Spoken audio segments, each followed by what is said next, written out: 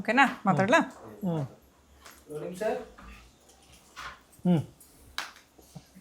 ತುಂಬ ಕಾಲ ನಡೆಸ್ಬೇಡ, ಬರಲ್ಲ ಅಕ್ಕ. ರೋಲ್. ಸುಮ್ಮನೆ ಕಾಲ ಆಡಿಸ್ಬೇಡ, ಕೈ ಆಡಿಸ್ಬೇಡ, ಅದೆಲ್ಲ ಆಡಿಸ್ಬೇಡ, ಇದೆಲ್ಲ ಆಡಿಸ್ಬೇಡ ಅಂತಿರ್ತಾಳೆ. ಅದೇನೋ ಗುರುಗಳೇ, ನಮ್ಮ ಸ್ಕೂಲಲ್ಲಿ ನಮ್ಗೆ ಟೀಚರ್ ಬೈದು ಅದು ಅದೊಂಥರ ಸಭ್ಯತೆ ಅಲ್ಲ ಅನ್ನೋ ಥರ. ಆದ್ರೆ ಇವರು ಅಷ್ಟು ದೊಡ್ಡ ದೊಡ್ಡ ಪದ ಎಲ್ಲ ಬಳಸ್ಬೇಡ, ಅದು ಆರಾಮಾಗಿರೋ ಇದು ಅಂತ ಹೇಳ್ತಾರೆ. ಅಂತೂ ಗುರುಗಳೇ ನಮ್ಮ ಮನೇಲಿ ಅಡುಗೆ ಮಾಡಿದ್ರು, ಖುಷಿ ಆಯ್ತು. ಅಡಿಗೆಯಿಂದ ಹೊಟ್ಟೆ ಅಂತೂ ತುಂಬ್ತಾ ಇದೆ. ಇವಾಗ ಗುರುಗಳ ಮಾತು ಕೇಳ್ತಾ ಮನಸ್ಸು ತುಂಬಿಸ್ಕೊಳ್ಳೋಣ ಅಂತ ಅನ್ಕೊಂಡಿದೀವಿ. ನಿಮ್ ಮಾತು ಕೇಳೋದೇ ಒಂದು ಚಂದ ಗುರುಗಳೇ. ಅದೊಂಥರ ಬೈತಾ ಹೊಗಳ್ತಾ ಒಂದಷ್ಟು ಮಾತುಗಳನ್ನ ಹೆಂಗೆ ಅಂದ್ರೆ ಬುದ್ಧಿವಾದ ಹೇಳ್ತಾ, ಜೊತೆಗೆ ಏನಂದ್ರೆ ಮಾಹಿತಿನ ತುಂಬಾ ಚೆನ್ನಾಗಿ ಕೊಡ್ತೀವಿ. ಒಳ್ಳೆ ಇನ್ಫಾರ್ಮೇಶನ್ ಇರುತ್ತೆ ನಮ್ಗೆ. ಏನ್ ಹೇಳ್ತಾರೆ, ಗೊತ್ತಿಲ್ಲದ ವಿಚಾರ ತಿಳ್ಕೊಂಡಂಗಾಗುತ್ತೆ, ಕೇಳಕ್ಕೂ ಹಿತವಾಗಿರುತ್ತೆ, ಒಂಥರ ಮಜಾ ಬರುತ್ತೆ. ಮನೇಲಿ ಕೆಲವು ಹೆಣ್ಮಕ್ಳು ಹೆಂಗಾಗ್ಬಿಟ್ಟಿದ್ದಾರೆ ಅಂದ್ರೆ, ಅವ್ರ ಗಂಡಂದ್ರು ಏನಾದ್ರು ಒಳ್ಳೇದ್ ಹೇಳ್ಬಿಟ್ಟು ಅವ್ರ ಗಂಡಂದ್ರು ಬೈದ್ರೆ ಬೈಸ್ಕೊಳಕ್ ರೆಡಿ ಇಲ್ಲ. ಟಿವಿಲಿ ಬರೋ ಗುರುಗಳು ಹಿಂಗ್ ಬೈದ್ಬಿಟ್ರೆ ಏನೋ ಆನಂದ ಇವಕ್ಕೆ. ಹಂಗಲ್ಲ, ಒಟ್ಟಲ್ಲಿ ಗಂಡನೇ ಗುರು ಅಂದ್ಕೊಂಡ್ರು ಪರವಾಗಿಲ್ಲ, ಅಥವಾ ಇನ್ಯಾರನ್ನಾದ್ರೂ ಗುರು ಅಂದ್ಕೊಂಡ್ರು ಸಂತೋಷವೇ, ತಪ್ಪೇನಿಲ್ಲ. ಹೆಣ್ಮಕ್ಳು ಪಾಠ ಕಲಿಬೇಕಾದ್ರೆ ಯಾರ ಕೈಲಾದ್ರೂ ಕಲ್ತ್ಕೋಬಹುದು. ದೊಡ್ಡ ಬೈದ್ ಹೇಳೋರು ಬದುಕಕ್ಕೆ ಹೇಳ್ತಾರೆ ಮತ್ತೆ ಕರೆಕ್ಟ್. ಇವ್ರುಗಳಿಗೆ ಬೈಯೋ ವಿಚಾರ ಹೇಳ್ತಾ ಇದ್ವಲ್ಲ, ನಿಮಗೆ ನಿಮ್ಮಮ್ಮ ಯಾವ ವಿಚಾರಕ್ಕೆ ಬೈತಾ ಇದ್ರು? ಸಾಧಾರಣ ಎಲ್ಲರಿಗೂ ಬೈಯೋರು, ಎಲ್ಲರಿಗೂ ಬೈದಂಗೆ ಬೈತಾ ಇದ್ರು. ಅಂದ್ರೆ ಸುಮ್ಮನೆ ಬೈತಾ ಇರ್ಲಿಲ್ಲ. ಏನೋ ಬೈಸ್ಕೊಂಡಿದ್ಯಾ ನೀವು ಫಸ್ಟ್? ಬೈಕೊಂಡೇ ಜೀವನ ಮಾಡಿದ್ದು ಉಂಟು. ಅದು ಏನು ಯೋಚನೆ ಇಲ್ಲ. ಚಿಕ್ಕ ವಯಸ್ಸಿಂದ ಭಾಳಷ್ಟು ಬೈದು ಬುದ್ಧಿವಾದ ಹೇಳಿರೋದಕ್ಕೆ ಇವತ್ತು ಇಷ್ಟು ಮಟ್ಟಿಗೆ ಇದ್ದೀವಿ, ಚೆನ್ನಾಗಿದ್ದೀವಿ. ಅಂದರೆ ಅವ್ರು ಬೈದು ಬುದ್ಧಿವಾದ ಹೇಳಿದ್ದಕ್ಕೆ ಭಾಳಷ್ಟು ವಿಶೇಷ. ಟಿವಿಲಿ ಕೂತ್ಕೊಂಡು ಹಂಗೆಲ್ಲ ಯಾರಿಗೂ ಬೈಬೇಡ ಅಂತ ಹೇಳಿದ್ವಾ ನಿಮ್ಮಮ್ಮ? ಅಂದರೆ ಸುಮ್ಮನೆ ಬೈಯಕ್ಕೆ ಹೋಗ್ಬೇಡ ಅಂತ ಹೇಳಿದ್ರು. ಆಮೇಲೆ ಜಾಗ್ರತೆ, ಯಾರು ಏನ್ಕೊಂತಾರೆ ಏನಂತಾರೆ ಅವ್ರ ಪಾಪ ಟಿ ವಿ ಹೊಸ್ದವಾಗೆಲ್ಲ. ನಾನು ಅಲ್ಲಿ ಮನೇಲಿ ಇದ್ದಂಗೂ ಹಂಗೆ, ಹೊರಗಡೆ ಇದ್ದಂಗೂ ಹಂಗೆ ಚೆನ್ನಾಗಿ ಯಾಕೋ ಸುಗಿತಿದ್ದೆ. ಸುಮ್ಮನೆ ಯಾರು ಉಯ್ಯಲ್ಲ, ಹುಚ್ಚರೆ. ಆವಾಗ ಏನು ಅಂದರೆ ಬ್ರಾಹ್ಮಣರ ಮನೇಲಿ ಸಾಧಾರಣವಾಗಿ ಬೈಯೋದು ಇಂಪಾರ್ಟೆಂಟು. ಅಂದರೆ ಹೇಗೆ ಬೈತೀವೋ, ಯಾವ ಸಮಯಕ್ಕೆ ಹಿಂಗೆ ಬೈತೀವೋ ಗೊತ್ತಾಗಲ್ಲ, ಕೋಪ ಬರೋದು. ಬೈವಾಗ ಬೈದು ಬಿಡ್ತಿದ್ವಿ. ಅನ್ಸ್ಕೊಳ್ಳೋರು ಅನ್ಸ್ಕೊಳ್ತಿದ್ರು. ಕೆಲವರು ಅದೇ ಒಂದ್ಸಲಿ ಕೀರ್ತಿ ನಿಮ್ಮ ಯಜಮಾನಪ್ಪನೇ ಒಂದು ಕಾರ್ಯಕ್ರಮ ಮಾಡಿದಾಗ, ನೀವು ಬೈದೇನೇ ಟಿ ವಿಲಿ ಇನ್ನೂ ಹೇಳಿದರೆ ಇನ್ನೂ ಪ್ರಸಿದ್ಧವಾಗ್ತಿದ್ರಿ ಅಂತ. ಯಾಕೂ ಸುಗದೆ ಅಷ್ಟು ಜನ ಇದ್ದಾರೆ, ಸಾಕು ನನಗೆ, ಕಿದ್ದಾಡ್ ಮಾಡಬೇಕಾಗಿಲ್ಲ ನನಗೆ. ಆಮೇಲೆ ಬೇರೆಯವ್ರಿಗೋಸ್ಕರ ನಾನೇನು ಮಾಡ್ತಿರಲಿಲ್ಲ, ನನಗೆ ವಾಡಿಕೆ ಹಂಗೆ ಬರ್ತಿತ್ತು, ಹೇಗಿದ್ದೀನೋ ಹಾಗಿದ್ದೀನಿ. ನಾನು ಕ್ಯಾಕ್ರು ಸುಗದೆ ಇಷ್ಟೊಂದು ಜನ ಭಕ್ತಾದಿಗಳು, ಫ್ಯಾನ್ಗಳು ಇನ್ನೇನಾದರೂ ಮೆತ್ತಗೆ ಮಾತಾಡಿದ್ರೆ ಅಂತ. ನಮ್ಮ ಶೈಲಿನೇ. ಅವ್ರಿಗೋಸ್ಕರ ಇನ್ನೊಬ್ರಿಗೋಸ್ಕರ ಬೆಣ್ಣೆ ಹಚ್ಚ ಅಭ್ಯಾಸ ನಮಗೆಂತೂ ಇಲ್ಲ. ಆರಾಮಾಗಿ ಇರ್ತೀವಿ. ಸುಮ್ಮನೆ ಬೈಯಕ್ಕೆ ಹೋಗಲ್ಲ. ಏನೋ ವಿಚಾರ ಇದ್ದರೆ ಮಾತ್ರ ಬೈಯೋದಷ್ಟೇ. ಈಗ ನೀವು ಅಡುಗೆ ಮಾಡಿದ್ದು ನೋಡಿದ್ರಿ, ಚೆನ್ನಾಗಿ ಅಭ್ಯಾಸ ಇರೋರಷ್ಟೇ ಅಷ್ಟು ಅಚ್ಚುಕಟ್ಟಾಗಿ ಮಾಡೋಕ್ಕಾಗೋದು. ರುಚಿ ಬಗ್ಗೆ ಎಲ್ಲ ಹೇಳಿದ್ರಿ. ನಿಮ್ಗೆ ಆ ಥರ ಫೇವ್ರೇಟ್ ಅಂತ ತುಂಬ ಆಸೆ ಪಟ್ಟು ತಿನ್ನೋ ತಿಂಡಿಗಳು ಯಾವುದಾದ್ರೂ ಇದೆಯಾ ಕೇಳಬೇಕು ಅಂತ ಅನಿಸ್ತು ಅವ್ರನ್ನ. ಸಾಧಾರಣವಾಗಿ ಬೇಯಿಸಿದ ತಿಂಡಿಗಳು ಜಾಸ್ತಿ ಇಷ್ಟ. ಆದರೆ ಹಬೆಯಲ್ಲಿ ಬೇಯಿಸಿದ ತಿಂಡಿಗಳು ಖಾರವಾಗಿದ್ದರೆ ಅದನ್ನು ತಿನ್ನೋದು. ಆಮೇಲೆ ರುಚಿ ಇರಬೇಕು. ನಾವು ಒಂದು ಅಷ್ಟು ಮೊದಲಾದರೆ ಊಟ ಚೆನ್ನಾಗಿ ಲಕ್ಷಣವಾಗಿ ಮಾತಾಡ್ತಿದ್ವಿ, ಎಷ್ಟು ಬೇಕೋ ಅಷ್ಟು ತಿಂತಾಯಿದ್ವಿ. ಅಂದರೆ ಊಟದಲ್ಲಿ ಕಾಂಪಿಟೇಷನಲ್ಲಿ ಫಸ್ಟ್ ನಾನೇ ಪ್ರೈಸು ನನಗೆ ಸಿಕ್ಕಿತ್ತು. ನಮ್ಮ ಮಾವ ಏನು ಮಾಡೋದು, ನಮ್ಮ ತಾಯಿಯ ಸೋದರ ಮಾವ ಅಲ್ಲಿ ಹೋಗ್ಬಿಟ್ಟು ಒಂದು ಮಲೇಶ್ವರಂ ಕ್ಲಬ್ ಇತ್ತು, ಅದೊಂದು 50 ರೂಪಾಯಿ ಕಟ್ಬಿಟ್ಟು ಬುಕ್ ಮಾಡಿಬಿಟ್ಟಿದ್ರು. ಸರಿ, ಊಟದ ಕಾಂಪಿಟೇಷನ್ ಚೆನ್ನಾಗಿರುತ್ತೆ, ತಿನ್ಬಿಡೋಕ್ಕೆ ಎಷ್ಟು ಜನ ಯಾರು ಕಾಂಪಿಟೇಷನ್ ಬರ್ತಾರೆ ನೋಡೋಣ ಅಂತ. ಎಲ್ಲ ಬೌಲಲ್ಲೂ ಒಂದಷ್ಟು ಇಟ್ಟಿದ್ರು. ಅದು ಎಷ್ಟಿಟ್ಟಿದ್ರು ಅಂದರೆ ಕರೆಕ್ಟಾಗಿ 80 ಬೌಲು. ಅಂದರೆ ಹಳಸಿನಣ್ಣು ಒಂದಷ್ಟು ಬಿಡಿಸಿರೋದು, ಒಂದು ದೋಸೆ, ಒಂದು ಪೂರಿ, ಒಂದು ಉಪ್ಪಿಟ್ಟು, ಒಂದು ಚಿತ್ರಾನ್ನ, ವಾಂಗಿಬಾತ್, ಎಲ್ಲನೂ 80 ಐಟಮು. ಕೆಲವೆಲ್ಲ ಹಳಸಿನಣ್ಣು ಅರ್ಧ ಇತ್ತು. ಎಲ್ಲ ಬಿಡಿಸ್ಕೊಂಡು ತಿನ್ನಬೇಕು. ಫಸ್ಟ್ ಸ್ಟಾರ್ಟಿಂಗ್ ಪೆದ್ದಂಬಟ್ರು ಬಿಡಿಸ್ಕೊಂಡು ತಿನ್ನೋದಕ್ಕೆ ಗೊತ್ತೇ ಇಲ್ಲ. ಸ್ಟಾರ್ಟ್ ಅಂದ ತಕ್ಷಣ ಎಲ್ಲರೂ ಬೇರೆ ನುಗ್ಗೋಕೆ ನೋಡಿದ್ರು. ನಾನು ಅಷ್ಟೊತ್ತಿಗೆ ಏನು ಮಾಡಿದೆ, ಎಲ್ಲ ದೋಸೆ ಗೀಸೆ ಪೂರಿ ಎಲ್ಲ ಸಾರಿತ್ತಲ್ಲ ನೆನೆಸಿಟ್ಟೆ, ಎಲ್ಲ ಮೆತ್ತಗಾಗೋಕ್ಕೆ. ಪೇಣಿ ಗಿಣಿ ಎಲ್ಲ ನೆನೆಸಿಟ್ಟೆ. ಮೆತ್ತಗಾದರೆ ನುಂಗ್ಬಿಡ್ಬೋದು ಕ್ಲೀನಾಗಿ.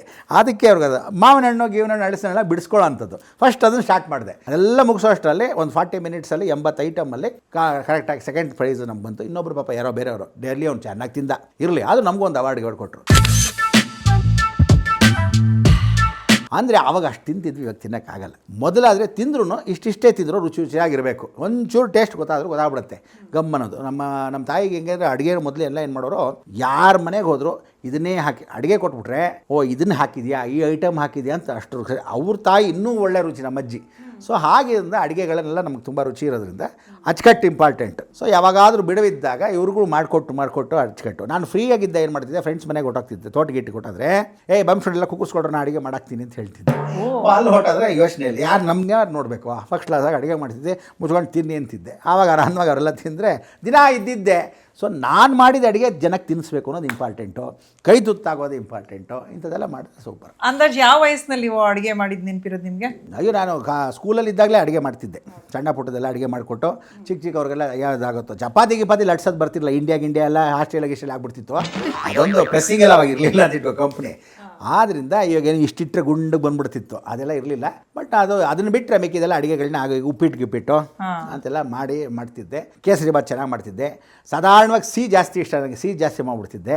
ಹಲ್ವಾಗಿಲ್ವ ಮಾಡೋವಂಥದ್ದು, ಬೂದು ಕುಂಬಳಕಾಯಿನ ಹಲ್ವಾ ಮಾಡಿಬಿಡ್ತಿದ್ದೆ. ಸಿಹಿ ಕುಂಬಳಕಾಯಿನಲ್ಲಿ ಒಳ್ಳೆ ಪಲ್ಯ ಏನು ಮಾಡಿದ್ರೆ ಅದು ಸ್ವಲ್ಪ ಸಕ್ಕರೆ ಬೆಲ್ಲ ಹಾಕ್ಬಿಟ್ಟು ಫಸ್ಟ್ ಕ್ಲಾಸಾಗಿ ಮಾಡಿಬಿಡ್ತಿದ್ದೆ. ಇವಾಗೆಲ್ಲ ಪಿಜ್ಜಾ ಬರ್ಗರ್ ತುಂಬಾ ಮಕ್ಕಳು ತಿಂತಾರೆ.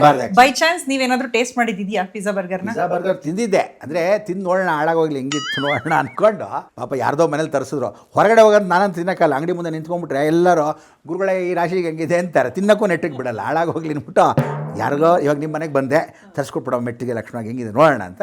ಆವಾಗ ಪಿಜ್ಜಾ ಬರ್ಗರ್ ತರಿಸಿದಾಗ ಹೆಂಗಿರುತ್ತೆ ಅಂತ, ಈ ಚೀಸ್ ಬಾಜ್ ಎಲ್ಲ ಹಾಕಲ್ಲ, ಹೇಳ್ಕೊಂಡು ಯಾರು ತಿಂತಾರೆ ಒಳ್ಳೆ ಗಮ್ ಇದ್ದಂಗೆ ಇಷ್ಟು ಊದಕ್ಕೆ ಸ್ವಲ್ಪ ಹಂಗೆ ಕತ್ತರಿಸ್ಕೊಂಡು ತಕ್ಷಣ ತಿಂದರೆ ಅದರಲ್ಲಿ ಖಾರದ್ದು ಚೆನ್ನಾಗಿರುತ್ತೆ, ಸಾಲ್ಟ್ ಪೆಪ್ಪರ್ ಲೈಟಾಗಿದ್ದರೆ ಸರಿಯಾಗಿರುತ್ತೆ. ಪೆರಿ ಪಿರಿಗಿರಿ ಇವೆಲ್ಲ ಹಾಕ್ಕೊಂಡು ತಿಂದರೆ ಅಚ್ಚುಕಟ್ಟಾಗಿ ಇರುತ್ತೆ. ಆಮೇಲೆ ಆ ಕಪ್ಪುದು ಗುಂಡಿಗಿರುತ್ತೆ ಗೊತ್ತಾ, ಕೆಂಪು, ಕರೆಕ್ಟ್ ಅಂಥದ್ದೆಲ್ಲ ಹಾಕಿದ್ರೆ ರುಚಿ. ಪಿಜ್ಜಾ ತಿಂಗಳು ಒಂದು ಪಿಜ್ಜಾ ಬೇಕೇ ಇದಕ್ಕೆ. ಇರಲಿ ಬಿಡು, ಚೆನ್ನಾಗಿರುತ್ತೆ. ನಮ್ಮ ಹಂಗಾರೆ ಜೊತೆಗೆ ಯಾರು ಹಸಿರಿರ್ತಾರೆ ಎಲ್ಲ ನಿಜ ಅನ್ಕೊಂಡ್ಬಿಟ್ಟಾರೆ. ಕರೆಕ್ಟಾಗಿ ನನ್ನ ಮಗನಿಗೂ ಅಷ್ಟೇ 4 ರಿಂದ 5 ತಿಂಗಳ ಗ್ಯಾಪಲ್ಲಿ ಮಧ್ಯೆ ನಾನು ಕೊಡಿಸ್ಬಾರ್ದು. ಮೈದಾ ಹಿಟ್ಟು ಯಾಕೆ ಬೇಕು? ನಾನು ಟಿವಿಲಿ ಅದಕ್ಕೆ ಬೈತಾ ಇರ್ತೀನಿ, ಆಲ್ ವೈಟ್ಸ್ ಆರ್ ಡೇಂಜರ್ ಅಂತ. ಇರಲಿ ಬಿಡು, ನಮ್ಮಮ್ಮನ ಮೊದಲೇ ಬೈತಿರ್ತಾರೆ. ನೀವು ಡಯಟ್ ಫಾಲೋ ಮಾಡ್ತೀರಾ? ಇಲ್ಲಪ್ಪ, ನಾ ಮಾಡಲ್ಲ. ಬೇಕಾದಾಗ ಬೇಜಾರಾದಾಗ ಡಯಟ್ ಫಾಲೋ ಮಾಡ್ತೀನಿ, ಇಲ್ದಿದ್ದಾಗ ಏನೂ ಬೇಕಾಗಿಲ್ಲ. ಏನು ಡಯಟ್ ಫಾಲೋ ಮಾಡಬೇಕು ಕೇಳದ್ನಪ್ಪ? ಏನಿಲ್ಲಪ್ಪ, ಹಂಗೆಲ್ಲ ತಿನ್ನಬಾರ್ದು. ಫಸ್ಟ್ಲಾಗ ಆರಾಮಾಗಿ ತಿನ್ಕೊಂಡಿರ್ಬೇಕು. ಯಾವಾಗ ನೋಡಿ, ಈಗ ಆನೆ ವಾಕಿಂಗ್ ಮಾಡ್ತಾನೆ ಇರುತ್ತೆ, ನಮ್ಮಮ್ಮನ ಅದೇ ಪ್ರಶ್ನೆ ಕೇಳೋದು, ಆನೆ ವಾಕಿಂಗ್ ಮಾಡ್ತಾನೆ ಇರುತ್ತೆ, ಯಾವಾಗ ಸಣ್ಣ ಆಗಿದೆ ನಾನು ನೋಡಿಲ್ಲಪ್ಪ. ಎಷ್ಟು ವಾಕ್ ಮಾಡೋದು, ಕಾಡೆಲ್ಲ ವಾಕ್ ಮಾಡುತ್ತೆ. ತಿಮ್ಮಿಂಗ್ಲ ನೀರಲ್ಲೆಲ್ಲ ಸ್ವಿಮ್ಮಿಂಗ್ ಮಾಡಿದ್ದೆ, ಬ್ಲೂ ವೇಲು, ಯಾವತ್ತು ಸಣ್ಣ ಆಗಿದೆ. ನಮ್ಮ ಗ್ರಹ ಹೀಗೇ ಇರಬೇಕು ಅಂತಿದ್ದಾಗ ಅಚ್ಚುಕಟ್ಟಾಗಿ ಗುಂಡಿಗೆ ಇರಬೇಕು. ಯಾವಾಗತ್ತೋ ಅಷ್ಟು ಚೆನ್ನಾಗಿದೆ. ಸಣ್ಣ ಆಗಬೇಕಾ ಅವಾಗ ನಾವು ಆ ಟೈಮ್ಗೆ ಒಂದು 7 ವರ್ಷ ಅನ್ನ ಗಿನ್ನೆಲ್ಲ ನಾವು ತಿನ್ನಲ್ಲ. ಅನ್ನ ಐಟಮ್ ಎಲ್ಲ ಕಟ್ ಮಾಡಿದ್ರೆ ತಾನಾಗೆ ಕಮ್ಮಿ ಆಗ್ತೀವಿ. ಬೇಡದಿದ್ದಾಗ ಬೇರೆ ತಿನ್ನಬೇಕು. ತುಂಬ ತಿನ್ನಬಾರ್ದು, ಸ್ವಲ್ಪನೇ ಅವಾಗ ಫ್ರೀಕ್ವೆನ್ಸಿಯಾಗಿ ತಿಂತಾಯಿದ್ರೆ. ಬಟ್ ಮಾಡ್ಕೊಡೋರು ಬೇಕು, ಬೇಜಾರಾದಾಗ ತಿನ್ನೋಕ್ಕೆ. ಸೌಜನ್ಯ ಒಂದು ಸ್ವಲ್ಪ ಮಾಡ್ಕೊಡಮ್ಮ ಇವ್ನು ಕಾಫಿ ಕೇಳ್ತಾರಲ್ಲ ಹಂಗೆ, ಅವಾಗ ಯಾರೋ ಮಾಡ್ಕೊಡೋರು ಬೇಕು. ಅದಕ್ಕೆ ನಮ್ಮಮ್ಮ ಹೇಳ್ತಾರೆ, ಬಾಯಿ ಮುಚ್ಕೊಂಡು ಯಾವಳನ್ನ ಕಟ್ಕೋಬೇಕಾಯ್ತು, ನೀನು 20 ಸಲ ಮಾಡ್ಕೊಡೋದು ನನಗೇನು ಬೇರೆ ಕೆಲಸ ಇಲ್ವಾ ಅಂತಾರೆ. ಆದ್ದರಿಂದ ನನಗೆಲ್ಲ ಅದೆಲ್ಲ ಹೇಳಕ್ಕೆ ಹೋಗ್ಬೇಡ, ನಾವು ಇವಾಗ ಸನ್ಯಾಸಿ, ನೀನಿರೋವರೆಗೂ ನೀನು ಮಾಡ್ಕೊಡ್ಬೇಕು, ತಿನ್ನಬೇಕು ಅಷ್ಟೇ. ನಿಮಗೆ ಗೊತ್ತು ನಾನು ಕಾಫಿ ಕೇಳ್ತೀನಿ ಅಂತ? ಅಯ್ಯೋ, ಯಾವಾಗಲೂ ನಾನಿದ್ದಾಗ ಒಂದು 4-5 ಸಲ ಕೇಳಿರ್ತೀಯ. ಆಮೇಲೆ ಹೋಟ್ಲಲ್ಲಿ ನೀನು ಇಂಟರ್ವ್ಯೂ ಮಾಡುವಾಗಲೂ ಅಷ್ಟೇ ಒಂದು 3 ಸಲ ಕಾಫಿ 4 ಸಲ ಕಾಫಿ ಬಂದಿತ್ತು ಎಕ್ಸ್ಟ್ರಾ ಅವ್ನ ಲೋಟಕ್ಕೆ. ಅವ್ನು ನೋಡ್ಬಿಟ್ಟು ನನಗೊಂದು 2 ಕಾಫಿ ಕೊಡಪ್ಪ ಅಂತ ಹೇಳಿದ್ವಿ. ಇವ್ರ ಸ್ಟೇಟಸ್ ನೋಡ್ಬೇಕು, ಹೋಗಿದ್ ಕಡೆಗೆಲ್ಲ ಕಾಫಿ ಡಿಕಾಕ್ಷನ್ಗೆ ಕಾಫಿ ಹಾಕಿ ಬರೀ ಅದ್ರದ್ದೇ ವಿಡಿಯೋ. ಅದಕ್ಕೆ ಲವ್ ಸಾಂಗ್ಸ್ಗಳು, ಫುಲ್ ಕಾಫಿ ಮೇಲೆ ಲವ್ ಇವ್ರಿಗೆ. ಇಲ್ಲ, ಕಾಫಿನ ಬೇರೆ ಊರಲ್ಲಿ ಬೇರೆ ಥರ ಮಾಡ್ತಾರೆ, ಹೊಸ ಕಾಫಿ. ಬಟ್ ಕಾಫಿ ಕುಡಿಬೇಕಂತೆ, ಸ್ವಲ್ಪ ಕುಡಿಬೇಕು, ಒಂದು ಲೈಟಾಗಿ ಪೆಗ್ಗೋ ಗಿಗ್ಗೋ ಥರ ಕೊಡ್ತಗೊಂಡ್ರೆ ಪರವಾಗಿಲ್ಲ. ಅವ್ರು ಏನು ಮಾಡ್ತಾರೆ, ಜಾಸ್ತಿ ಕಾಫಿ ಕುಡಿದ್ಬಿಟ್ರೆ ಕಷ್ಟ. ಪೆಗ್ ಅಂದ್ರೆ ಅದೇನೋ ಹಾಕೊಂತಾರಲ್ಲ 30, 90, 60 ಅಂದ್ಕೊಂಡು. 1 ನಿಮಿಷದಲ್ಲಿ ಎಷ್ಟು ತಿಂಡಿ ಹೇಳ್ತೀರಾ ನೀವು ದೇವರಿಗೆ ನೈವೇದ್ಯ ಮಾಡೋ ತಿಂಡಿಗಳು? ಬೇಕಾಷ್ಟು ಹೇಳ್ಬೋದು. ಕೇಸರಿ ಬಾತು, ಸಪಾತ್ ಭಕ್ಷ, ಕೇಸರಿ ಬಾತ್ನ ಸಪಾತ್ ಭಕ್ಷ ಅಂತ ಕೇಳ್ತಾರೆ. ಆಮೇಲೆ ರವೆ ಉಂಡೆ ಅಂತ ಹೇಳ್ತಕ್ಕಂಥದ್ದು.